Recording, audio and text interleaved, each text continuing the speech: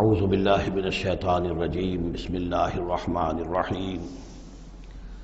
وَيَسْأَلُونَكَ عَنْ ذِي الْقَرْنَيْنِ قُلْ سَأَتْلُو عَلَيْكُمْ مِنْهُ ذِكْرًا صدق اللہ العظیم۔ ذو القرنین کے بارے میں آپ کو بتا چکا ہوں کہ ان کا نام تاریخ میں جو مشہور ہے وہ کیخسرو یا سائرس، اور انہی سے اصل میں ایران کی عظمت کے دور کا آغاز ہوا تھا۔ چنانچہ تقریباً میں سمجھتا ہوں کہ شاید 25-30 سال پہلے کی بات ہے، جب شہنشاہ ایران اس وقت جب کہ ان کی بادشاہت جو ہے وہ بڑے عروج پر تھی، انہوں نے 2500 سالہ برسی منائی تھی انہی کیخسرو کی، سائرس کی۔ ان کی قبر جو ہے مقبرہ وہ دریافت ہو گیا تھا، اور وہاں پر ان کا ایک مجسمہ بھی دریافت ہوا تھا کھدائی پر۔ اس مجسمے میں وہ 2 لگے ہوئے تھے، سینگ بھی۔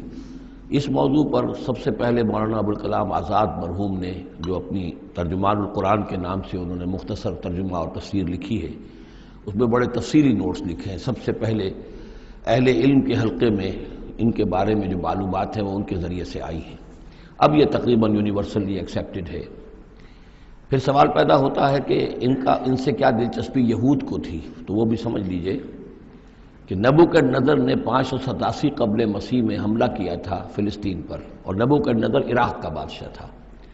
اس مڈل ایسٹ کو ذہن میں رکھیے کہ میڈیٹرینین کے بالکل ساتھ ہے ملک شام، اور شام ہی کا ایک علاقہ فلسطین ہے۔ اس وقت جو ہے یہ فلسطین اور اسرائیل اور شرق اردن اور ویسٹ بینک اور لبنان، یہ سب مل کر جو ملک بنتے ہیں، در حقیقت یہ شام عرب ہے، یہ شام ہے۔ پھر اس کے مشرق میں یہ عراق عرب یا عراق ہے، اور اس کے مشرق میں پھر ایران ہے۔ تو عراق کا بادشاہ تھا جس نے حملہ کیا تھا یروشلم پر، تباہ و برباد کیا، اور ان کو قیدی بنا کر لے گیا۔ کیپٹیوٹی کا دور ان کا تقریباً 150 برس کا ہے۔ لیکن اس عرصے میں ایران میں یہ شخصیت ابھری کیخسرو کی یا سائرس کی۔ اس نے پھر فتوحات کا دائرہ شروع کیا، تو سب سے پہلے عراق کو فتح کیا، بیبیلونیا کو، اور یہاں پر جو یہ اسیر تھے یہودی، ان کو اجازت دے دی کہ تم واپس جاؤ، اپنا یروشلم آزاد کرو، اپنے جا کر آباد کر لو دوبارہ۔ تو گویا کہ یہ محسن ہیں ان کے، ذو القرنین جو ہے ان کے محسن ہیں، جن کی وجہ سے کہ جن کے ذریعے سے اللہ تعالیٰ نے انہیں بیبیلونیا یعنی عراق کی کیپٹیوٹی، جو ان کی اسارت کا دور تھا، اس کو ختم کیا، آزادی ملی، اور پھر یہ واپس آئے۔ حضرت عزیر علیہ السلام کے ساتھ قافلہ آیا ہے، اور وہ تقریباً پھر انہوں نے آ کر یہاں عصر نو اس شہر کو بھی آباد کیا، اور ہیکل جو ہے حضرت سلیمان علیہ السلام کا بنایا ہوا جو عبادت خانہ تھا، اس کو دوبارہ تعمیر کیا۔ اس اعتبار سے ذو القرنین جو ہے وہ ان کی تاریخ میں ایک معروف شخصیت ہے۔ تاریخ سے معلوم ہوتا ہے کہ انہوں نے پھر ایران کی پہلی حکومت کو کنسولیڈیٹ کر کے پارس اور مادہ کو ملا کر ایک سلطنت ایران بنائی۔ پھر ان کی فتوحات کے 3 دائرے ہیں۔ مغرب کی طرف میڈیٹرینین تک پورا علاقہ فتح کر لیا، مشرق میں پھر یہ ہمارا جو مکران تک کا علاقہ ہے، یہ سارا کا سارا علاقہ ایران کے ساتھ ہی ملتا ہوا ہے، بلوچستان، مکران، یہ پورا علاقہ انہیں فتح کیا۔ ایک مہم ان کی شمال کی طرف گئی، بحیرہ کیسپین جو ہے، اور ادھر سے جو وہ بلیک سی ہے، بحیرہ اسود، ان دونوں کے درمیان جو پہاڑی سلسلے ہیں، یہ شمال کی طرف جو ہے تیسری مہم گئی۔ جیسے کہ حضرت عمر رضی اللہ تعالیٰ عنہ کے عہد میں بھی 3 لشکر نکلے تھے مسلمانوں کے جزیرہ نما عرب سے۔ ایک لشکر شام سے ہوتا ہوا پھر مصر کی طرف گیا ہے، ایک لشکر عراق سے ہوتا ہوا ایران کی طرف گیا ہے، اور ایک لشکر سیدھا شمال کی طرف گیا ہے، اور کوہ قاف تک جو ہے، جس کو کوکیشیا کہتے ہیں، وہاں تک کی فتوحات حاصل کی مسلمانوں نے۔ تو تقریباً یہی سمجھیے کہ ایک بلو پرنٹ تھا، جو کہ یعنی ہمارے اس دور خلافت راشدہ سے جو سمجھیے کہ لگ بھگ کوئی 2000 سال قبل جو ہے یہ واقعہ پیش آیا ہے، یا بلکہ اس سے کم، کوئی 1500 سال قبل یہ واقعہ پیش آیا ہے، اور یہ ذو القرنین جو ہے یہ یہاں پر ایک بڑی عظیم سلطنت کے بانی بنے، لیکن نیک آدمی تھے۔ اور معلوم یہ ہوتا ہے کہ یہ اصل میں جو کہانیاں ہیں، یہ ان کے داستانیں ہیں کہ ان کو قتل کیا جانا تھا۔ یہ کہیں شہزادے تھے کسی چھوٹی سی مملکت کے، اور وہاں سے ان کو کسی نے بچایا کسی طریقے سے، اور پھر یہ صحرا میں رہے روپوش، اور وہاں کسی نبی کی تعلیم سے ان کو آشنائی ہوئی ہے۔ ہو سکتا ہے کوئی اسرائیلی نبی ہی کی تعلیم ہو، یہ بھی ہو سکتا ہے کہ زرتشت جو ہیں وہ بھی کوئی اللہ کے نبی ہوں اور ان کی تعلیم ان تک پہنچی ہو، لیکن خود ان کا کردار جو قرآن پیش کر رہا ہے وہ بہت ایک نیک، مومن، صالح ایک بندہ مومن اس کا کردار ہے۔ یہ کردار جو ہے کسی بھی درجے میں 1% بھی جو ہے وہ کسی اور دوسرے فاتح پر یا کسی اور حکمران کے اوپر جنہیں بھی ہم جانتے ہیں تاریخی اعتبار سے ان پر منطبق نہیں ہوتا، یہ انہی کی شخصیت ہے۔ وَيَسْأَلُونَكَ عَنِ ذِي الْقَرْنَيْنِ، اور اے نبی آپ سے پوچھ رہے ہیں ذوالقرنین کے بارے میں، قُلْ سَأَتْلُو عَلَيْكُم مِّنْهُ ذِکْرًا، ان سے کہیے میں عنقریب تمہیں اس کے بارے میں کچھ حالات بتاتا ہوں۔ اِنَّا مَكَّنَّا لَهُ فِي الْأَرْضِ، ہم نے اسے زمین میں بڑا تمکن عطا کیا تھا، غلبہ عطا کیا تھا، وَآتَيْنَاهُ مِن كُلِّ شَيْءٍ سَبَبًا، اور ہم نے اسے ہر طرح کا ساز و سامان، وسائل و ذرائع، تمام اسباب جو ہیں فراہم کر دیے تھے۔ فَأَتْبَعَ سَبَبًا، تو انہوں نے پھر ایک مہم تیار کی، یعنی ایک فتوحات کا دائرہ مغرب کی طرف، حتی اذا بلغ مغرب الشمس، یہاں تک کہ جب وہ سورج کے غروب ہونے کی جگہ تک پہنچ گئے۔ اب یہ پرانے زمانے میں ظاہر بات ہے کہ پورا اس سے زیادہ نقشہ تو لوگوں کو معلوم بھی نہیں تھا، جب میڈیٹرینین کے ساحل پر پہنچ گئے تو معلوم ہوا آگے تو سمندر ہے، اور سمندر میں پھر آدمی کو محسوس ہوتا ہے سورج ڈوبتا ہوا۔ اگر آپ ساحل سمندر پر کھڑے ہو کر دیکھیں تو معلوم ہوتا ہے سمندر میں سورج ڈوب رہا ہے، تو یہ گویا کہ مغرب الشمس بن گیا ان کے لیے، وہ یہ سورج کے ڈوبنے کی جگہ۔ حتی اذا بلغ مغرب الشمس، جب وہ پہنچ گئے سورج کے غروب ہونے کی جگہ، وجدہا تغرب فی عین حمیۃ، تو انہوں نے دیکھا اسے ڈوبتے ہوئے، وہ ڈوب رہا ہے ایک بڑے گدلے سے سمندر کے اندر۔ وہ جو وہاں کا سمندر ہے بڑا گدلا سا ہے، یہ ایجین سی وغیرہ جو کہلاتے ہیں یہ بہت گدلے سے پانی کے ہیں۔ ووجد عندہا قوما، اور وہاں انہوں نے ایک قوم کو پایا مراد یہ کہ اس قوم پر انہیں فتح ہوئی، جنگ ہوئی، انہوں نے ان کو شکست دی، اور وہ قوم گویا کہ اب ان کے رحم و کرم پر ان کی گویا کہ وہ محکوم ہو گئی۔ قلنا یا ذوالقرنین، ہم نے کہا ذوالقرنین سے، اب یا تو یہ کہ یہ شاید نبی ہو، واللہ عالم، تو اللہ تعالیٰ کا اس طریقے سے براہ راست ان کو وحی کرنا، لیکن غیر نبی کو بھی اللہ تعالیٰ الہام کے ذریعے سے، جیسا کہ ہم نے دیکھا کہ وہ تو شہد کی مکھی کو بھی لفظ وحی آیا ہے، تو یہاں آیا ہم نے کہا اے قرنین، اور یہ بھی ہو سکتا ہے یہ صورتحال کی تعبیر ہو کہ گویا کہ وہ حالات زبان حال سے یہ کہہ رہے تھے۔ قلنا یا ذوالقرنین اما ان تعذب و اما ان تتخذ فیہم حسنا، کہ یا اے ذوالقرنین تمہیں اب پورا اختیار ہے، چاہو تو یہ جو مفتوح قوم ہے تمہاری اسے تم سزا دو، عذاب دو، ستاؤ انہیں، یا یہ کہ تم ان کے اندر اچھی روش اختیار کرو، ان کے ساتھ حسن سلوک کرو۔ قال، انہوں نے کہا اما من ظلم، جو کوئی ظالم ہے، بے انصاف ہے، ہو سکتا ہے اس سے مراد کفر اور شرک بھی ہو، فسوف نعذبہ ثم یرد الی ربہ فیعذبہ عذابا نکرا، تو اسے تو ہم عذاب دیں گے، سزا دیں گے، اور پھر وہ لوٹایا جائے گا اپنے رب کی طرف، پھر اس کا رب اس کو عذاب دے گا جو اصل عذاب ہے، برا عذاب، سخت عذاب۔ وَأَمَّا مَنْ آمَنَ وَعَمِلَ صَالِحًا، اور جو لوگ ایمان لائیں گے اور یقین کریں گے حقائق پر، اللہ کو مانیں گے، وَعَمِلَ صَالِحًا، اور نیک عمل کریں گے، فَلَهُ جَزَاءً الْحُسْنَى، تو اس کو ہم اچھا بدلہ بھی دیں گے، وَسَنَقُولُ لَهُ مِنْ أَمْرِنَا يُسْرًا، اور اس سے ہم اپنے معاملے میں بھی نرم بات کریں گے، یعنی یہ کہ ان سے ٹیکس اگر لینے ہیں تو نرمی کے ساتھ لیں گے، جو مفتوحہ ممالک کے ساتھ معاملہ ہوتا ہے تو ہم ان کے ساتھ نرمی کا سلوک کریں گے جو ایمان لے آئیں گے۔ ثم اتبع سبابا، مغرب کی طرف سے فارغ ہو کر پھر اب یہ مشرق کی طرف گئے، پھر انہوں نے ایک اور مہم کا بندوبست کیا، حتی اذا بلغ مطلع الشمس، یہاں تک کہ جب وہ سورج کے طلوع ہونے کی جگہ تک پہنچ گئے۔ اب یہ جہاں تک تاریخی طور پر ثابت ہے وہ صرف مکران کے علاقے تک اتنی دور تک آئے ہیں، واللہ عالم، ہو سکتا ہے کہ مکران کے ساحل پر کھڑے ہو کر بھی انہیں محسوس ہوا ہو کہ بس اب یہ سورج جو ہے غروب ہو رہا ہے یا طلوع ہو رہا ہے وہاں سے، مطلع الشمس، تو وہاں جب پہنچے،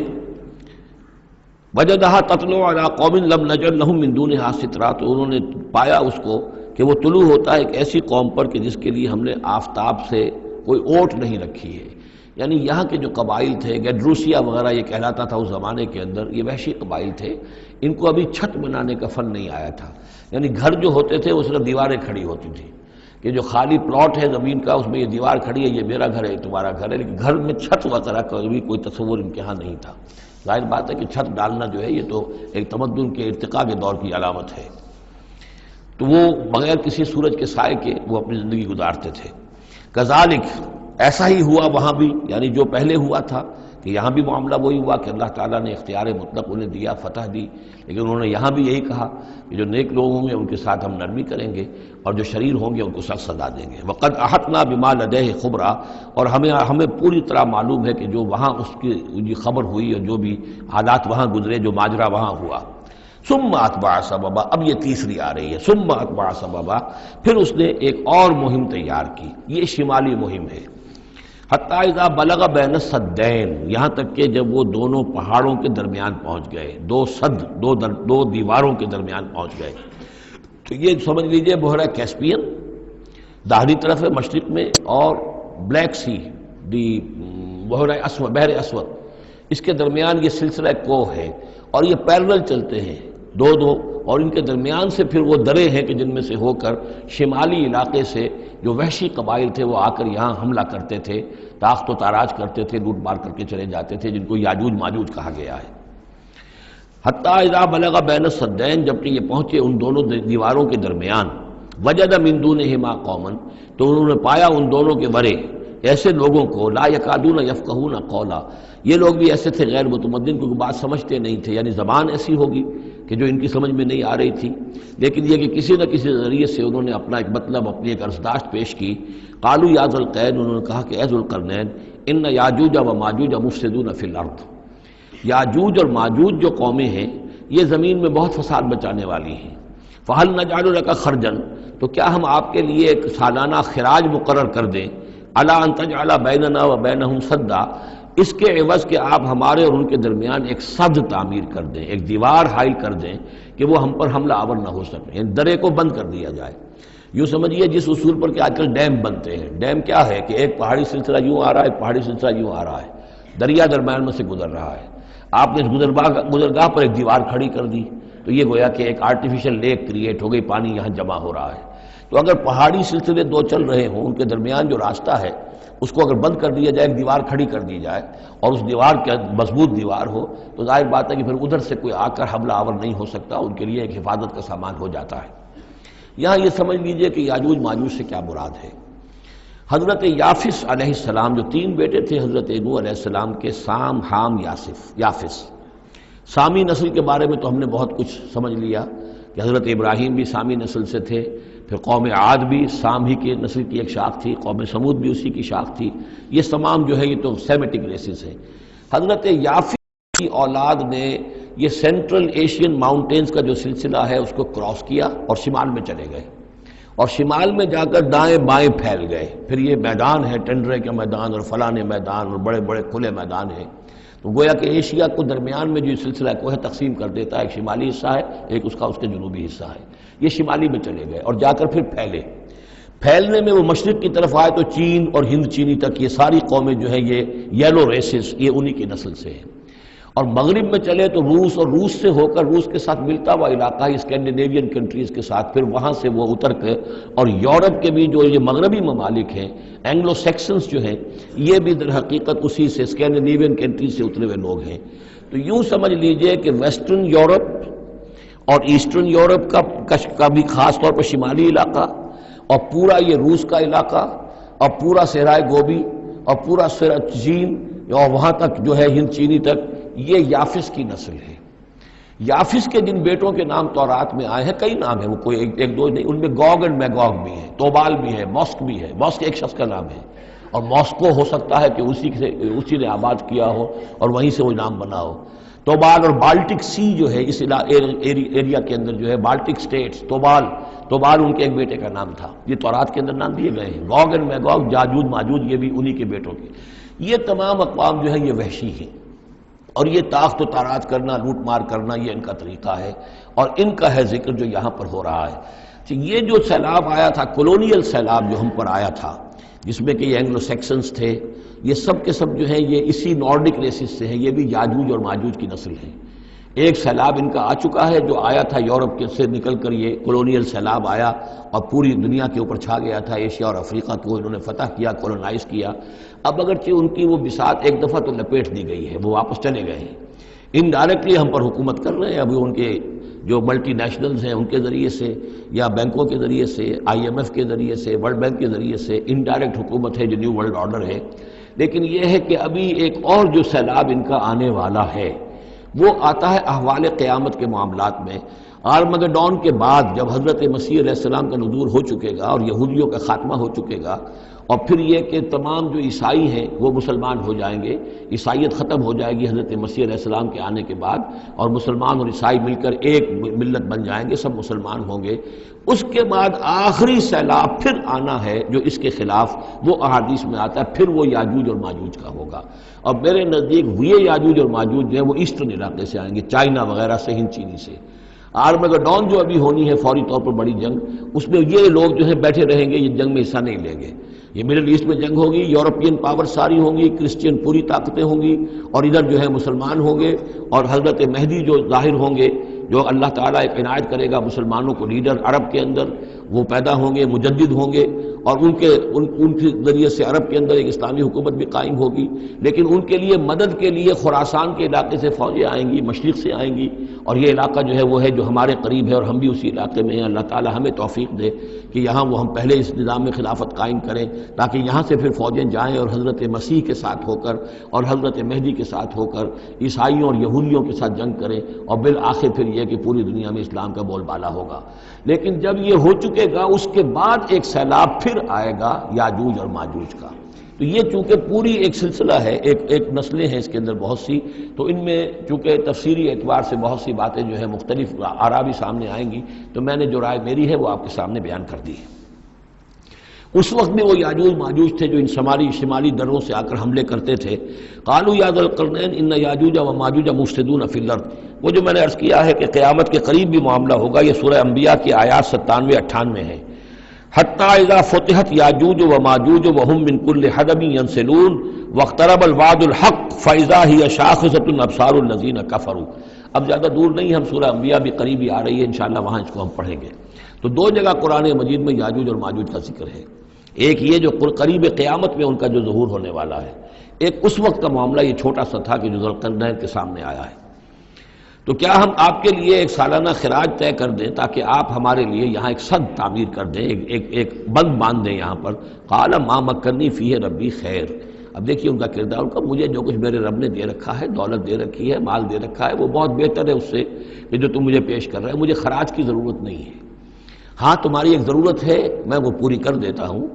فاعینونی بقوت، مجھے مین پاور فراہم کرو، باقی ساری سامان جو ہے میں فراہم کر لوں گا، لیکن بہرحال اس کو بنانے کے لیے، دیوار بنانے کے لیے اور دونوں پہاڑوں کے درمیان اتنی بڑی جو سد تعمیر کرنے کے لیے جو مین پاور چاہیے، اعینونی بقوت، تو محنت کے ذریعے سے، مین پاور کے ذریعے سے میری مدد کرو۔ اجعل بینکم و بینہم ردما، میں ان کے اور تمہارے درمیان ایک موٹی دیوار بنا دوں گا۔ آتونی زبر الحدید، لاؤ میرے پاس تختے لوہے کے۔ حتی اذا ساوا بین الصدفین، یہاں تک کہ جب دونوں جو اونچانے تھیں اس کے درمیان کا پورا علاقہ پر ہو گیا، بھر گیا، وہ لوہے کے تختے جو ہیں اس کے اندر بھرے جا رہے ہیں۔ حتی اذا ساوا، برابر کر دیا دونوں بھانکوں تک پہاڑ کی، قال انفخوا، اب ان کا کہ آگ جلاؤ اس کے نیچے، وہ دہکا دی بھٹی جس سے کہ اب وہ لوہا گرم ہوا اور لوہے کی تختے جو ہیں وہ گرم ہو گئے۔ حتی اذا جعلہ نارا،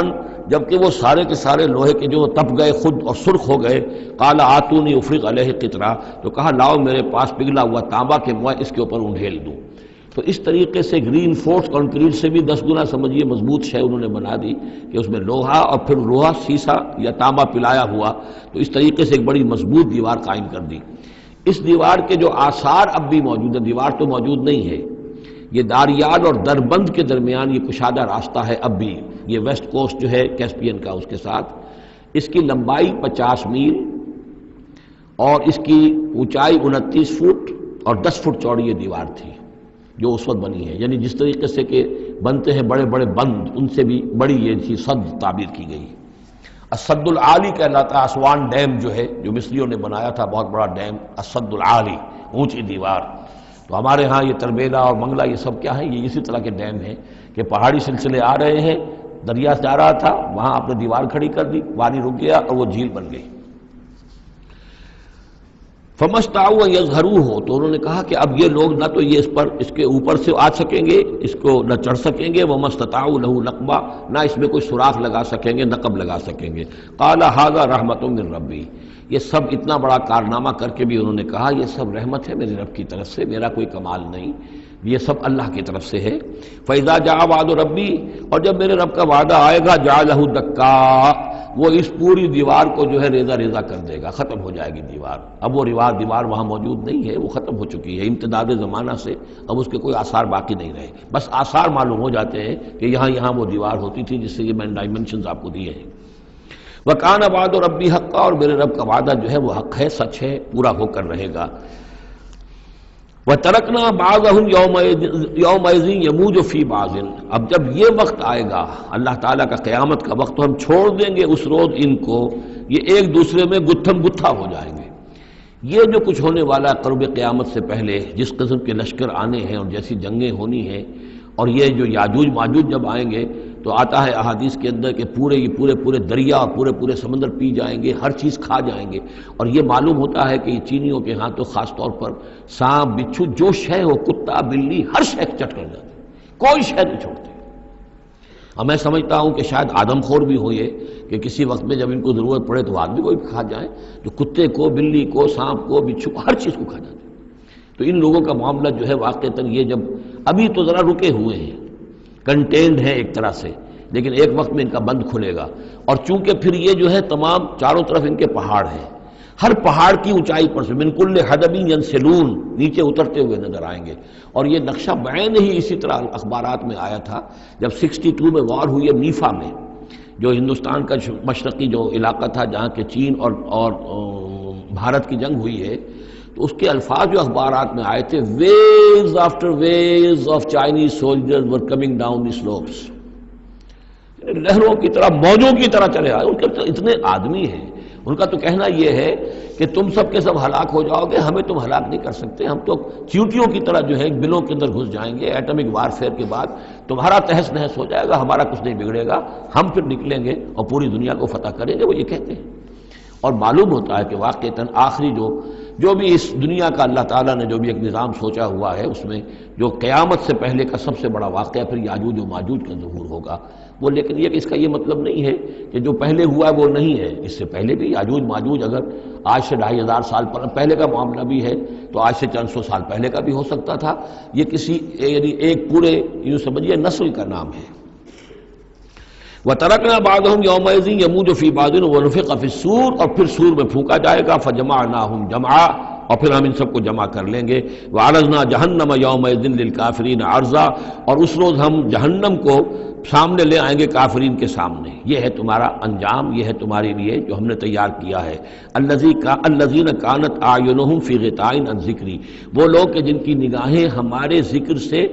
کوری ہو چکی تھیں، پردہ پڑا ہوا تھا ان پر، ہم یاد نہیں تھے، بس دنیا سامنے تھی، مسبب الاسباب کو بھول گئے تھے، اسباب پر سارا بھروسہ تھا، مادی اسباب و وسائل، مادی نعمتیں، مادی مال و اسباب، مادی چیزیں جو ہیں، یہیں کی چمک دمک، یہیں کی رونقیں، یہیں کی شان اور شوکت، اسی کے پیچھے پڑے ہوئے تھے۔ وَكَانُوا لَا يَسْتَطِيعُونَ سَمْعًا، اور وہ سماعت سے بھی بہرہ مند نہیں رہے تھے، اب سن بھی نہیں سکتے تھے، حیوانوں کا سا سننا سنتے تھے۔ اب یہ آخری رکوع آ گیا ہے سورہ مبارکہ کا، اس میں یہ مضمون ایک اور تیکھے انداز میں آ رہا ہے کہ دنیا کی زندگی میں جب انسان گم ہو جاتا ہے تو در حقیقت یہی سب سے بڑی گمراہی ہے، اور یہی سب سے بڑا کفر ہے، اور یہی سب سے بڑا دجل ہے کہ دنیا نے آپ کو آخرت سے غافل کر دیا، دنیا نے آپ کو اللہ سے غافل کر دیا۔ یہ دنیا اور اس کی چمک دمک سے آپ اتنے متاثر ہوئے، گرویدہ ہوئے، اور اس عروس ہزار داماد کے ایسے عاشق ہوئے کہ آپ اللہ کو بھول گئے۔ یہ دجل ہے اصل، دجالیت یہ ہے اصل۔ باقی ایک شخص دجال وہ ایک الگ جگہ ہے اپنی جگہ پر جس کا فتنہ آنا ہے، اور اس کے ضمن میں بھی میں نے عرض کیا تھا کہ میری کچھ تحقیق ہے، لیکن میں ابھی اس کو روک رہا ہوں، مزید اس کی توثیق اگر مجھے ہو گئی تو پھر میں وہ باتیں بیان کروں گا، اس لیے کہ اس مسئلے میں علماء کے مابین کافی شدید اختلاف ہے۔ افحسب الذین کفروا ان یتخذوا عبادی من دونی اولیاء، کیا کافروں نے یہ سمجھا ہے کہ وہ میرے بندوں ہی کو میرے مقابلے میں اپنے حمایتی بنا لیں گے؟ عیسیٰ میرا بندہ ہے، کیا وہ میرے مقابلے میں آ کر تمہاری حمایت کرے گا؟ عبد القادر جیلانی میرے بندے ہیں، کیا وہ میرے مقابلے میں آ کر تمہاری مدد کریں گے؟ کیا تم نے سمجھا میرے بندوں کو وہ میرے مقابلے میں من دونی اپنا حمایتی بنا لیں گے؟ انا اعتدنا جہنم للکافرین نزلا، ہم نے ایسے کافروں کے لیے جہنم کو بنا رکھا ہے ابتدائی مہمان نوازی کے لیے، ان کی مہمان نوازی ہوگی جہنم میں۔ قل هل ننبئکم بالاخسرین اعمالا، یہ ہے اس صورت کا عمود۔ جو میں نے کہا تھا کہ پہلے رکوع کے اندر انا جعلنا ما علی الارض زینۃ لہا لنبلوہم ایہم احسن عملا، یہ سمجھیے کہ ایک کھونٹا تو وہاں گڑا ہوا ہے، دوسرا کھونٹا یہ ہے قل هل ننبئکم بالاخسرین اعمالا، کہیے ان سے کیا ہم تمہیں بتائیں اپنے عمل، اپنی محنت، اپنی جد و جہد، بھاگ دوڑ، اپنی سعی جو ہے اس کے اعتبار سے سب سے زیادہ گھاٹے میں کون ہے؟ محنت تو ہر ایک کر رہا ہے، جیسے کہ حضور نے فرمایا کلو نفس یغدو فبائع نفسہ، ہر انسان صبح ہوتی ہے تو اس کے بعد سے اپنے آپ کو بیچنا شروع کر دیتا ہے، اپنا وقت بیچ رہا ہے، اپنی صلاحیت بیچ رہا ہے، اپنی انرجی بیچ رہا ہے، اپنی اور ذہانت بیچ رہا ہے، شام تک بیچتا رہتا ہے اپنے آپ کو، کچھ کما کر لاتا ہے، بیچ کر اپنے آپ کو کچھ لے کر آتا ہے۔ تو یہ انسان جو ہے اس درجے اپنے آپ کو دنیا کے لیے انہوں نے بیچ دیا ہے اور ہماتن اسی کے لیے گم ہو گئے ہیں، لیکن اس بیچنے میں انہیں نفع کچھ نہیں ہے، نقصان ہی نقصان ہے۔ سب سے زیادہ خسارے میں کون ہے؟ الذین ضل سعیہم فی الحیات الدنیا،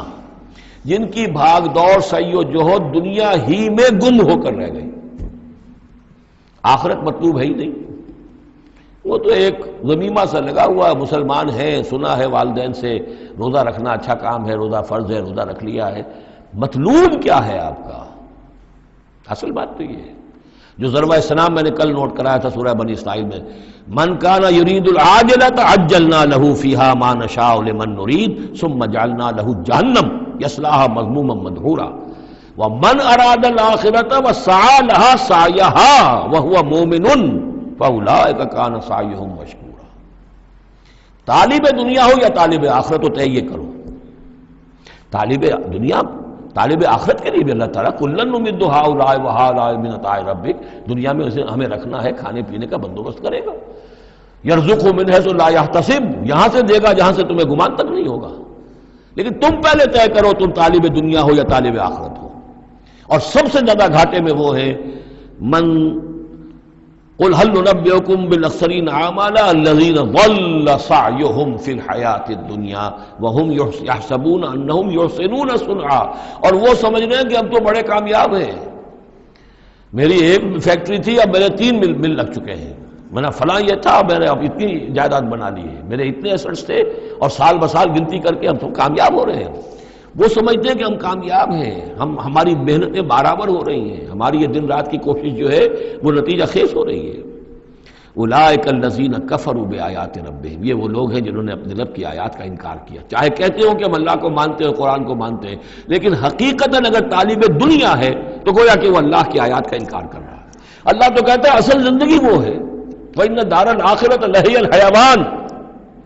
تم اصل زندگی اس کو سمجھے بیٹھے ہو، تو تم نے کہا اللہ کی بات کی تصدیق کی، تم نے تو اللہ کی بات کو جھٹلایا ہے۔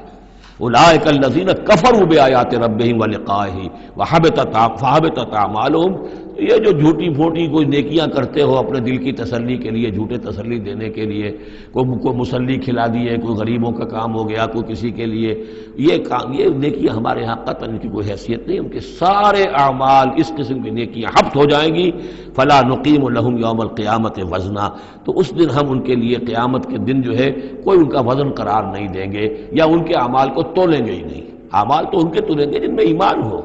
جن میں ایمان ہی نہیں ان کا اعمال کیا تلنا ہے۔ فلا نقیم لہم یوم القیامت وزنا۔ اب یہ ہے 2 مقامات جو میں نے کہا ہے کہ ایک کھوٹا وہاں ایک کھوٹا یہاں، اسی لیے ابتدائی آیتیں اور آخری آیتیں سورہ کہف کی خاص طور پہ دجالی فتنے سے محفوظ رہنے کے لیے ان کو یاد رکھا جائے، ان کو پڑھا جائے، اور یہ کہ اللہ توفیق دے تو ہر جمعے کو سورہ کہف کی تلاوت کی جائے۔ درمیان میں پھر میں نے بتایا تھا زینت کا لفظ آیا، ترید و زینت الحیات الدنیا، کچھ اور آگے چل کر المال والبنون زینت الحیات الدنیا، تو یہ زینت دنیا اور زیبائش اور آرائش، اور یہ تمہیں اپنے اندر گم کر لیتی ہے، تمہیں نہ خدا کی ہوش ہے نہ آخرت کی ہوش ہے۔ ذالک جزاؤہم جہنم، یہ وہ لوگ ہیں کہ جن کا بدلہ جہنم ہے، بما کفروا، بسبب اس کے کہ انہوں نے کفر کیا، واتخذوا آیاتی ورسلی ہزوا، اور انہوں نے میری آیات اور میرے رسولوں کو ٹھٹھا سمجھ لیا۔ رسول آ کر یہ کہہ رہے ہیں کہ اصل زندگی وہ ہے، یہ سمجھتے نہیں یہ ہے، مان لیا ہوگی آخرت، چلو دیکھا جائے گا، کچھ نہ کچھ تو ہے نا، کچھ نیکیاں بھی ہم نے کر رکھی ہیں اور کچھ بہرحال ہمارے بچانے والے بھی ہیں، ہم سب بھی جو ہیں آخر حضور نے شفاعت ہماری کر ہی دینی ہے۔ جیسے یہودی کہتے تھے کہ ہم تو یہودی ہیں تو ہم تو اللہ کے بیٹوں کے مانند ہیں، چہیتے ہیں، لاڈلے ہیں۔ اب وہ آخری حصہ ان الذین آمنوا، جب ان کفار کی کیفیت یہ ہے، اور کفار سے مراد یہاں پر وہ منکر نہیں ہے، وہ کفار ہیں جو حقیقت کے اعتبار سے طالب دنیا بن گیا، چاہے اس نے لیبل اسلام کا لگا رکھا ہو، مسلمانوں کا وہ بہت بڑا لیڈر ہو، قائد ہو، کچھ بھی ہو، جو طالب دنیا ہے فی الواقع وہ ہے در حقیقت کے جو اصل کافر ہے، جس کو کہ ایک بزرگ کا قول جو ہے بہت عرصے بعد آج مجھے یاد آیا ہے کہ جو دم غافل سو دم کافر۔ اسی طرح جو شخص طالب دنیا ہے حقیقت میں وہ کافر ہے۔ قانوناً وہ مسلمان ہوگا، مسلمان ہو، مسلمانوں کا لیڈر ہو، وہ پیر ہو، وہ کوئی بڑا عالم ہو، کچھ بھی ہو، لیکن طالب دنیا، اصل طالب دنیا کا ہے یا آخرت کا، یہ طے کرنے والی بات ہے۔ ان الذین آمنوا وعملوا الصالحات کانت لہم جنات الفردوس نزلا، اس کے برعکس وہ لوگ جو ایمان لائے اور جنہوں نے نیک عمل کیے، ایمان کے سارے تقاضوں کو بھرپور طور پہ ادا کیا، یہ وہ لوگ ہوں گے جن کے لیے ٹھنڈی چھاؤں والے باغات ہوں گے، ان کے وہاں پر مہمان نوازی نزل ہوگی، نزل ابتدائی، بڑی اونچی جو ہے اس کائنات کے اندر گیلیکسیز ہیں، کہاں کہاں پہ جنتیں ملے گی، اہل جنت کو اس کا آپ تصور بھی نہیں کر سکتے۔ اس میں تو یہاں تک آتا ہے کہ ایک اوپر کے درجے والے کو نیچے درجے والا جنتی ایسے دیکھے گا جیسے تم زمین پر بیٹھ کے ستاروں کو دیکھتے ہو۔ یہ پوری کائنات آخر کس لیے بنائی ہوئی ہے اللہ نے؟ کتنے اور سیارے ہیں اور کتنی اور جگہ ہوں گی، کہاں کہاں اللہ تعالیٰ جو ہے جنتیں دے گا، لیکن پہلی نزول جو ہے یہی ہونا ہے، اسی زمین پر، قصہ زمین برسر زمین۔ خالدین فیہا، اس میں وہ ہمیشہ ہمیش رہیں گے، لا یبغون عنہا حولا، اور ان کے لیے، اور پھر وہ نہیں چاہیں گے کہ اس سے ان کو کہیں اور بھیج دیا جائے، یعنی یہ کہ جنت ایسی جگہ نہیں ہے جہاں جی اکتا جائے۔ آپ دنیا میں تو اچھی سے اچھی جگہ کا تصور کریں، مستقل رہنا پڑے گا تبھی۔ کشمیر میں جو رہتے ہیں ان سے پوچھئے کہ کیا وہاں خوبصورتی انہیں تو نظر نہیں آتی۔ سوئٹزرلینڈ والوں سے پوچھئے کہ یہاں کے بہت خوبصورتی ہے، انہیں تو کہیں نظر نہیں آتی، ان کے لیے تو مصیبت ہی مصیبت ہے، ہر وقت برف کے طوفان ہیں اور یہ ہے اور وہ ہے۔ لیکن یہ کہ ہمارے لیے تصور اور ہے۔ بدترین جگہ بھی دنیا کے اندر جو ہے وہ ایسی ہے کہ جہاں تھوڑی دیر کے لیے آدمی جائے گا تو وہاں اسے کچھ چینج کی وجہ سے کچھ ریکریشن ہو جائے گی، لیکن زیادہ دیر ٹھہرنا پڑے گا تو مصیبت ہو جائے گی۔ اور بہترین جگہ بھی وہ ہے کہ جہاں مستقل رہنا پڑا تو پھر یہ کہ وہ اس کے لیے بور ہو جائے گا وہ۔ لیکن جنت ایسی جگہ ہے کہ وہاں سے پھر آدمی کہیں ٹلنا نہیں چاہے گا۔ دو آخری وہ آیات، اب یہ پھر توحید کے دو بہت بڑے خزانے۔ قل لو کان البحر مدادا لکلمات ربی لنفد البحر قبل ان تنفد کلمات ربی ولو جئنا بمثلہ مددا۔ سورہ بنی اسرائیل کی آیت میں اللہ کے اسماء کا ذکر تھا۔ قل ادعوا اللہ او ادعوا الرحمن ایما تدعوا فلہ الاسماء الحسنی۔ یہاں اللہ کے کلمات کا ذکر ہے، اور کلمات سے مراد کیا ہے؟ اللہ کی ہر شے جو اس نے پیدا کی ہے اس کے ایک کلمہ کن کا ظہور ہے، کل مخلوقات اس کے کلمات ہیں۔ تو کیا کوئی انسان ہے جو اللہ کی جملہ مخلوقات کا احاطہ کر سکتا ہے؟ اگر اس زمین کے سارے درخت اگر اس زمین کا پورا سمندر جو ہے وہ سیاہی بن جائے اپنے رب کے کلمات کو لکھنے کے لیے، سمندر ختم ہو جائے گا لیکن اللہ کے کلمات ختم نہیں ہوں گے، چاہے اتنی ہی اور بھی اس کے لیے سمندر لے آئیں سیاہی بنا کر۔ ایک اور جگہ بھی مضمون یہ آیا ہے کہ تمام زمین کے جتنے بھی درخت ہیں وہ قلم بنا لیے جائیں، اور جتنے سمندر ہیں اور ان کو 7 گنا سمندر بنا دیا جائے، اور وہ تمام قلم جو ہے لکھنے لگے اللہ کے کلمات کو نہیں لکھ سکتے۔ وہ سمندر ختم ہو جائیں گے، سیاہی ختم ہو جائے گی، اقلام ختم ہو جائیں گے۔ وَلَوْ أَنَّ مَا فِي الْأَرْضِ شَجَرٌ وَأَقْلَامٌ، یہ الفاظ آئیں گے انشاءاللہ تعالی۔ قُل لَّوْ كَانَ الْبَحْرُ مِدَادًا لِّكَلِمَاتِ رَبِّي لَنَفِدَ الْبَحْرُ قَبْلَ أَن تَنفَدَ كَلِمَاتُ رَبِّي وَلَوْ جِئْنَا بِمِثْلِهِ مَدَدًا۔ اور آخری آیت وہاں اللہ تعالیٰ کی شان، قُلِ الْحَمْدُ لِلَّهِ الَّذِي لَمْ يَتَّخِذْ وَلَدًا وَلَمْ يَكُن لَّهُ شَرِيكٌ فِي الْمُلْكِ وَلَمْ يَكُن لَّهُ وَلِيٌّ مِّنَ الذُّلِّ وَكَبِّرْهُ تَكْبِيرًا۔ اب شکل کیا ہوتی ہے شرک میں؟ یا تو اللہ کو اوپر سے اتار کر نیچے لے آتے ہیں، انسانوں کی صف میں، مخلوقات کی صف میں کھڑا کر دیا، یا انسانوں میں سے کسی کو اٹھا کر اور خدا کے برابر کر دیا۔ وہاں اس کی نفی ہے، اللہ کا بلند مقام۔ یہاں انسانوں کو کہیں خدا کے برابر شریک نہ کر دو، تو یہاں فرمایا قل انما انا بشر مثلکم، اے نبی کہہ دیجئے میں بھی تمہاری طرح کا ایک انسان ہوں۔ یوحی الی انما الہکم الہ واحد، مجھ پر وحی کی جا رہی ہے کہ تمہارا الہ ایک ہی الہ ہے، اکیلا ہے۔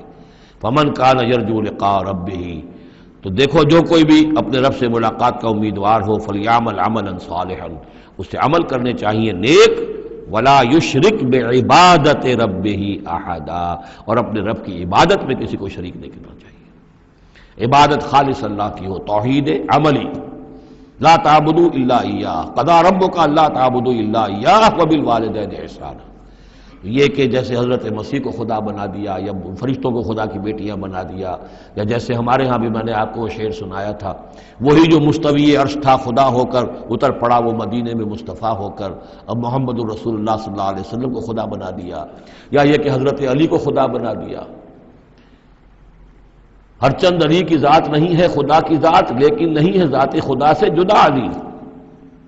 اور غالب صاحب کہتے ہیں کہ مشغول حق ہوں بندگی ابو تراب میں جب حضرت ابو تراب حضرت علی کی بندگی کرتا ہوں تو میں گویا کہ در حقیقت اللہ کی بندگی کر رہا ہوں۔ اور یہاں آغا خانیوں میں جو ہے 10 اوتار ہیں حضرت علی، 9 اوتار ہندوؤں کے پہلے تھے، 10ویں اوتار حضرت علی ہیں۔ تو یہی کچھ ہوتا ہے۔ قل انما انا بشر مثلکم یوحی الی انما الہکم الہ واحد فمن کان یرجو لقاء ربہ فلیعمل عملا صالحا ولا یشرک بعبادۃ ربہ احدا۔ اب آئیے سورہ مریم، بسم اللہ الرحمن الرحیم، کاف ہا یا عین صاد، 5 حروف ہیں یہ ایک ہی صورت ہے قرآن مجید میں جس میں 5 حروف آئے ہیں مقطعات جڑواں۔ ایک صورت اور ہے سورہ شورا، اس میں 5 ہیں لیکن 2 علیحدہ لکھے جائیں گے، حامیم، اور ایک آیت بن جائے گی، عین سین قاف، یہ دوسری آیت ہے۔ یہاں یہ ایک ہی آیت اور جڑواں لکھے ہوئے حروف مقطعات 5 ہیں۔ ذکر رحمت ربک عبدہ زکریا، اب یہ وہی ساری چیزیں تقریباً آ رہی ہیں کہ جو ہم سورہ آل عمران میں پڑھ چکے ہیں، اور یہ اس زمانے میں نازل ہوئی جبکہ ابھی ہجرت حبشہ ہونے والی تھی اور مسلمان جا رہے تھے، اور وہاں پر وہ پوزیشن پیش آنے والی تھی کہ یہاں سے جب سفارت گئی ہے مکے کے قریش کے سرداروں کی، اور گئے تھے عمرو بن العاص گئے تھے جو بعد میں ایمان لے آئے، صحابی ہیں، وہ واپس لینے کے لیے کہ یہ ہمارے بگوڑے آ گئے انہیں واپس کیجئے، تو نجاشی کے دربار میں پھر جب مسلمانوں نے اپنی فریاد کی، اپنے حالات بتائے، تو آخری داؤ یہ کھیلا عمرو بن العاص نے کہ آپ ذرا پوچھئے یہ مسیح کے بارے میں کیا کہتے ہیں، یہ تو کہتے ہیں وہ تو ایک عام انسان تھا آپ کا جس کو آپ خدا مانتے ہیں۔ تو پھر نجاشی نے پوچھا کہ آپ لوگ کیا کہتے ہیں مسیح کے بارے میں، حضرت مسیح کے، تو پھر یہ آیات پڑھ کر جو ہے حضرت جعفر طیار رضی اللہ تعالیٰ عنہ، جعفر ابن ابی طالب، حضور کے چچا داد بھائی، ابو طالب کے بیٹے، حضرت علی کے بڑے بھائی حضرت جعفر ابی طالب بن ابی طالب، انہوں نے یہ آیات پڑھ کر سنائی۔ تو نجاشی نے کہا، تنکا اٹھایا کہ جو تم نے بیان کیا ہے حقیقت میں مسیح علیہ السلام اس سے ایک تنکا بھر بھی زائد نہیں ہے، اور پھر اعلان کیا مسلمانوں تم یہاں رہو، امن سے رہو، سکون سے رہو، اور وہ سفارت جو تھی قریش کی واپس کر دی کہ میں ان کو تمہارے ساتھ واپس نہیں بھیج سکتا، چاہے تم مجھے پہاڑوں جتنا سونا دے دو لیکن ان کو میں یہاں سے واپس نہیں کروں گا۔ ذکر و رحمت ربک عبدہ زکریا، آپ ذکر تو کرنا ہے حضرت مسیح کا، لیکن جیسے وہاں پہلے یہ کہ حضرت یحییٰ کا ذکر بھی ہو جائے کہ ان کی ولادت بھی تو ایک طرح سے معجزانہ تھی، عام حالات کی تو نہیں تھی۔ حضرت زکریا کتنے بوڑھے تھے، اور حضرت ان کی جو اہلیہ تھی وہ ساری عمر جو ہے مانج رہی تھی، اور بڑھاپے میں اللہ نے بیٹا دیا۔ یہ ذکر ہے آپ کے رب کی رحمت کا جو اس کے بندے زکریا پر ہوئی، علی نبینا علیہ الصلوۃ والسلام، اذ نادى ربہ نداء خفیا، جبکہ انہوں نے پکارا اپنے رب کو، دعا کی چپکے چپکے دل ہی دل میں، قال رب انی وہن العظم منی، انہوں نے عرض کیا پروردگار میری ہڈیاں چٹک گئی ہیں، کمزور ہو گئی ہیں، واشتعل الراس شیبا، اور میرا سر جو ہے وہ بھڑک اٹھا ہے سفیدی سے، یعنی سفید ہو گیا ہے بالکل، سیاہ بال کوئی رہے ہی نہیں، ولم اکن بدعائک رب شقیا، اور پروردگار کبھی ایسا نہیں ہوا کہ میں نے تجھ سے کوئی دعا مانگی ہو اور میں نامراد رہا ہوں۔ آج بڑی ہمت کر کے میں ایک دعا کر رہا ہوں جو عام حالات کے اعتبار سے تو پھر بڑی غیر معمولی دعا ہے، عام حالات دیکھیں، دنیاوی مسائل کو دیکھیں۔ وَإِنِّي خِفْتُ الْمَوَالِيَ مِن وَرَائِي، اور مجھے اندیشہ ہے اپنے بھائی بندوں سے، رشتہ داروں سے میرے بعد، یعنی یہ کہ اس ہیکل سلیمانی کی خدمت کرنے والا مجھے کوئی مناسب آدمی نظر نہیں آ رہا کہ جو اس میری گدی پر بیٹھ سکے، میرے اس منصب کو سنبھال سکے۔ انی خفت الموالی من ورائی وکانت امراتی عاقرا، اور میری بیوی بانجھ ہے، فہب لی من لدنک ولیا، تو مجھے خاص اپنے پاس سے کوئی ولی عطا کر۔ اب یہاں ولی کا لفظ کہا، کوئی میرا ساتھی ہو، کوئی ایسا ہو کہ جو میری ان چیزوں کا یرثنی و یرث من آل یعقوب، جو میری وراثت جو ہے روحانی وراثت اور دینی وراثت اس کو سنبھال سکے، اور میری کیا ہے یہ آل یعقوب کی وراثت ہے جو حضرت یعقوب علیہ السلام سے چلی آ رہی ہے، اس کا صحیح وارث بن سکے۔ وجعلہ رب رضیہ، اور پروردگار اس سے تو بنائیو، رضی جو ہے یہ فعیل کے وزن پر ہے، راضی اور مرضی دونوں کے معنی میں آ جائے گا، وہ کہ جو راضی ہو اور جس کو راضی کر دیا گیا ہو۔ رضی اللہ عنہم ورضوا عنہ، وہ دونوں پہلو جو ہیں رضی کے اندر آ جائیں گے۔ انہیں جب یہ بشارت مل رہی، یا زکریا انا نبشرک بغلام اسمہ یحییٰ، اے زکریا ہم بشارت دیتے ہیں آپ کو ایک بیٹے کی، ایک لڑکے کی جن کا نام یحییٰ ہوگا۔ لم نجعل لہ من قبل سمیہ، ہم نے اس کا سا نام اس سے پہلے کسی کا نہیں رکھا، یا اس کی سی صفات اس سے پہلے کسی میں پیدا نہیں کی، یہ دونوں معنی ہو سکتے ہیں۔ قال رب انا یکون لی غلام، انہوں نے وہی بات عرض کی جو ہم پڑھ چکے ہیں پہلے کہ پروردگار میرے ہاں بیٹا کیسے ہو جائے گا، وکانت امراتی عاقرا، میری بیوی بانجھ ہے، وقد بلغت من الکبر عتیہ، اور میں بوڑھا ہو گیا ہوں، سوکھ چکا ہوں، میرے سارے جو سوتے ہیں حیات کے وہ میرے اندر خشک ہو چکے ہیں۔ قال کذالک، کہا ایسے ہی ہوگا۔ قال ربک هو علی ہین، تیرے پروردگار کا فرمانا یہ ہے کہ یہ مجھ پر آسان ہے۔ وقد خلقتک من قبل ولم تک شیئا، تجھے بھی تو ہم نے پیدا کیا اس سے پہلے جبکہ تو کچھ بھی نہیں تھا۔ قال رب اجعل لی آیا، انہوں نے کہا کہ پروردگار پھر میرے لیے کوئی نشانی مقرر ہو جائے۔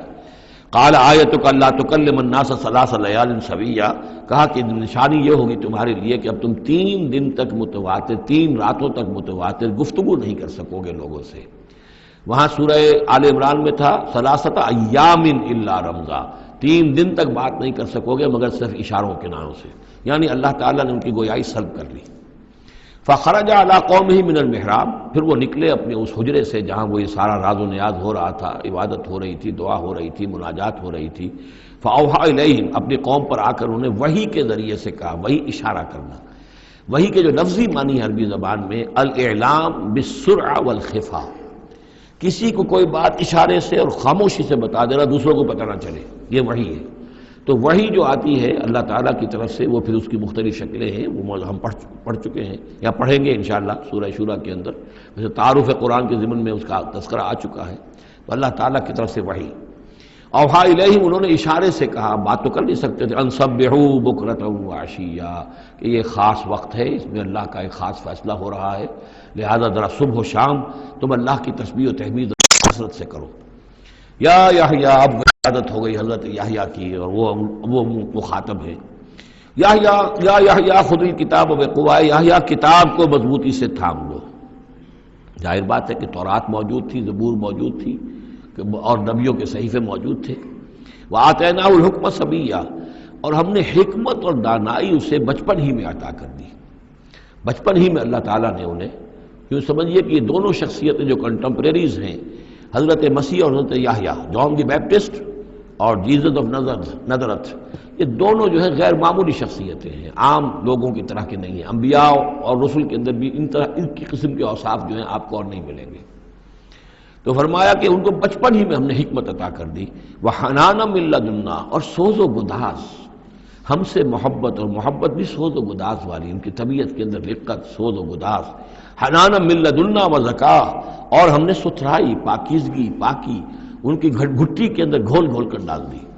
وکانا تقیہ، اور بہت ہی متقی تھے، وبرم بوالدیہ، اور اپنے والدوں کے ساتھ بہت حسن سلوک کرنے والے، ادب کرنے والے، ولم یکن جبارا عصیا، نہ وہ خود سر تھے اور نہ سخت تھے،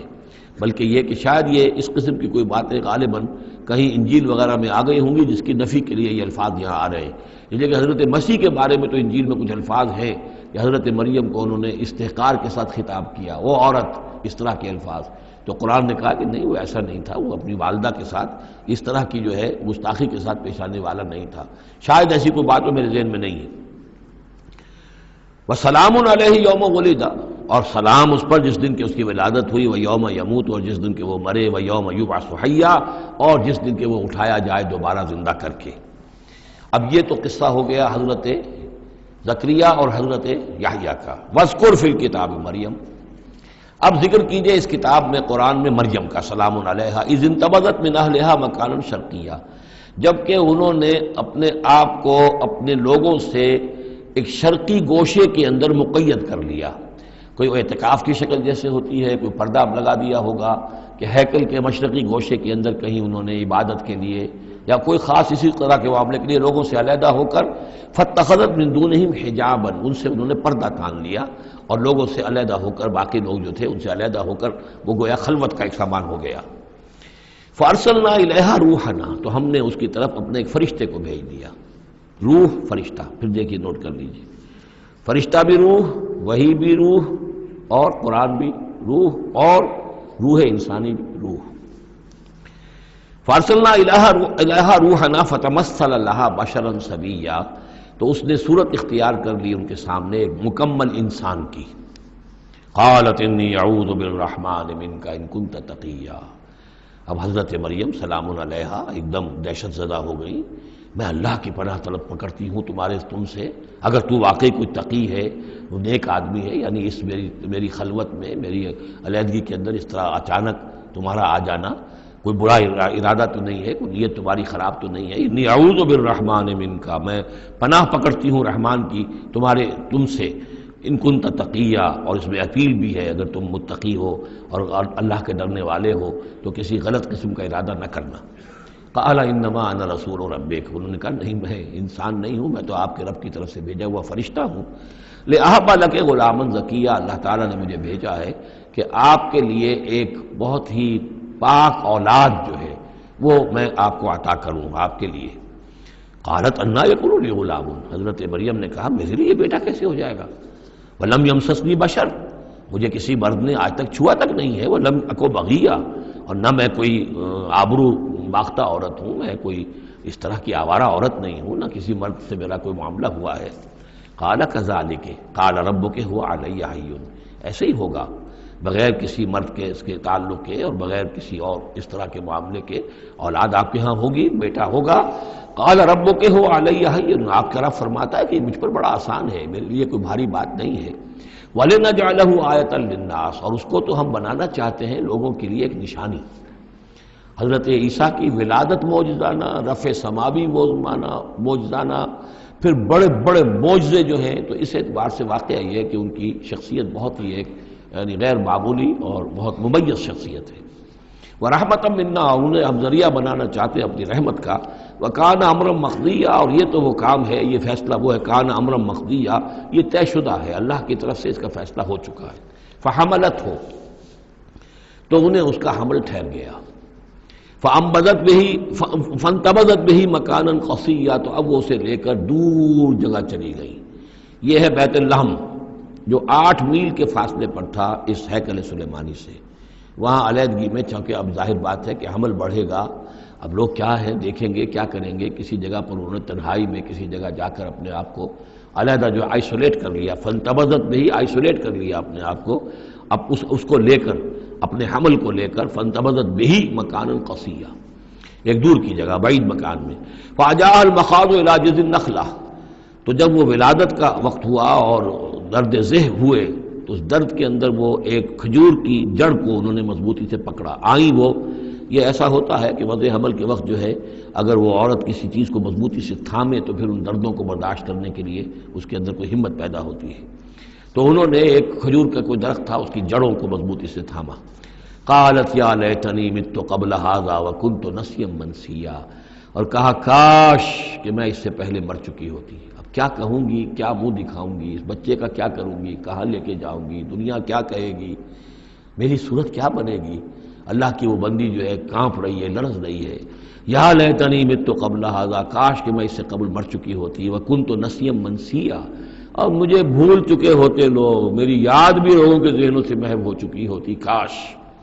فناداہا من تحتہا، تو پکارا اسے اس کے نیچے سے. عام خیال یہ من کے حوالے سے یہ ہے کہ فرشتہ ہی ہے کہ جس نے پھر پکارا ہے وہ، لیکن نیچے ہے، یہ ذرا اونچائی پر ہے، بلندی پر ہے،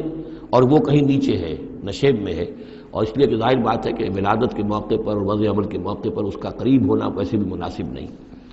لیکن ایک اس کی جو قرأت ہمارے آفیشل قرأتوں میں من بھی ہے. فناداہا من تحتہا، پکارا اسے اس نے جو اس کے نیچے تھا. یعنی ولادت ہو گئی ہے حضرت مسیح علیہ السلام کی، اور بچہ جو ہے اب وہ بول رہا ہے.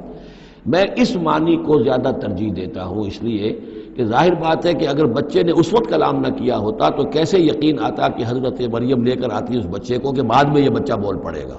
اللہ تعالیٰ نے وہاں اس بچے سے کلام کرا دیا ہے، انہوں نے دیکھ لیا ہے بچہ بول رہا ہے، تو بچے نے من تحتہا، یہ میرے نزدیک وہ قرات بھی وہ زیادہ صحیح ہے، اور ہے ہماری آفیشیل قرات میں ہے یہ من تحتہا و من تحتہا۔ تو جو بھی تھا نیچے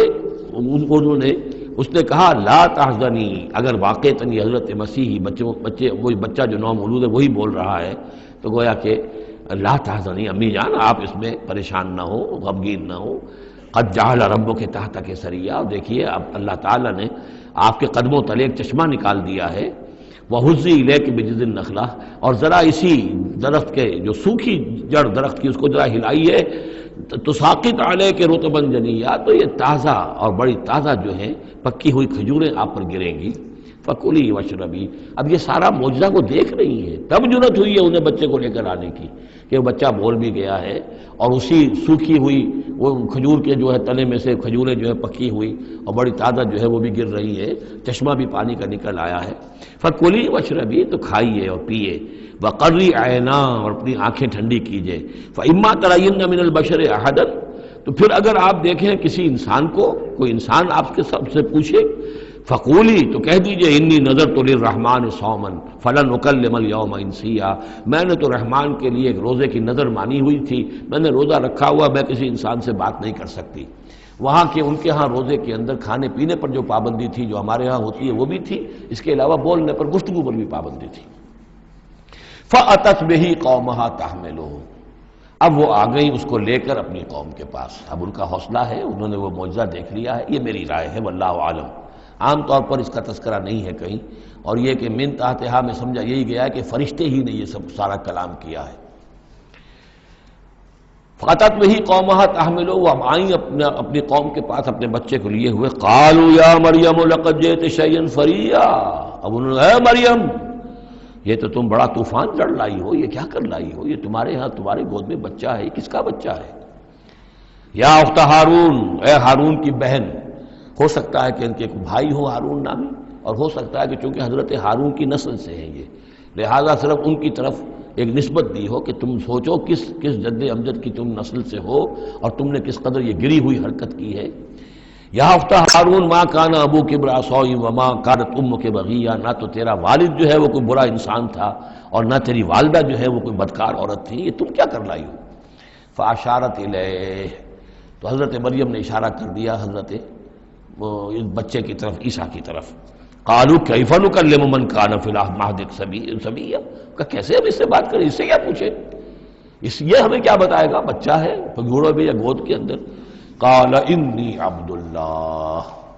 اب وہ بچہ بولا، حضرت مسیح نے کہا میں اللہ کا بندہ ہوں، آتانی الکتاب، اللہ نے مجھے کتاب عطا کی ہے، وجعلنی نبیا، اور مجھے نبی بنایا ہے، وجعلنی مبارکا اینما کنت، اور مجھے مبارک بنایا ہے، بابرکت بنایا جہاں کہیں بھی میں ہوں گا، واوصانی بالصلاۃ والزکاۃ ما دمت حیا، اور مجھے تاکید کی ہے اللہ نے زکوٰۃ کی اور نماز کی جب تک میں زندہ رہوں، وبرم بوالدتی، اور میں اپنی والدہ کا فرما بردار ہوں، خدمت گزار ہوں، لم یجعلنی جبارا شقیا، اللہ تعالیٰ نے مجھے زبردست اور سخت تندخو نہیں بنایا ہے، والسلام علیہ، اور سلام ہے مجھ پر یوم ولدت، جس دن کہ مجھے جنا گیا، میری ولادت ہوئی، و یوم اموت، جس دن کہ میں مروں گا، و یوم ابعث حیا، اور جس دن کہ مجھے اٹھایا جائے گا زندہ کر کے۔ ذالک عیسی ابن مریم، یہ ہے عیسیٰ ابن مریم، یہ ہے حقیقت عیسیٰ ابن مریم کی علیہ الصلاۃ والسلام، علیہم الصلاۃ والسلام۔ قول الحق الذی فیہ یمترون، یہ ہے وہ قول حق، قول فیصل 100% درست جس کے بارے میں یہ جھگڑتے ہیں۔ ما کان للہ ان یتخذ من ولد سبحانہ، اللہ کے شان کے شایان نہیں ہے یہ کہ وہ کسی کو اپنا بیٹا بنائے، سبحانہ، وہ پاک ہے اس سے۔ اذا قضى امرا فانما يقول له كن فيكون، جب وہ کسی چیز کا فیصلہ کرتا ہے تو وہ کہتا ہے کہ ہو جا، وہ ہو جاتی ہے۔ یعنی جو باپ کا حصہ تھا ولادت مسیح میں، وہ اللہ تعالیٰ کے ایک حرف کن کے ذریعے سے پورا ہوا، اسی لیے یہ کلمہ ہے، اللہ کلمۃ منہ، اللہ کا خاص کلمہ ہے۔ باقی چیزیں جو ہے انسان کے ہاں جو بھی قانون و قاعدے کے مطابق جو بھی بایولوجیکل جو طریقہ ہے اس کے مطابق ہو رہے ہیں، وہ چل رہا ہے، لیکن جہاں وہ ایک رکھنا ہے وہاں اللہ کا ایک خصوصی کن جو ہے اس نے اس خلا کو پر کیا ہے۔ ان اللہ ربی و ربکم، اور یقین اللہ ہی میرا بھی رب ہے اور تمہارا بھی رب ہے، فاعبدوہ، پس اسی کی بندگی کرو اور پرستش کرو، ھذا صراط مستقیم، یہی سیدھا راستہ ہے۔ فاختلف الاحزاب من بینہم، تو جماعتوں نے، گروہوں نے، فرقوں نے اپنے آپس میں اختلافات پیدا کر لیے، غلط باتیں جو ہے گھڑ لی۔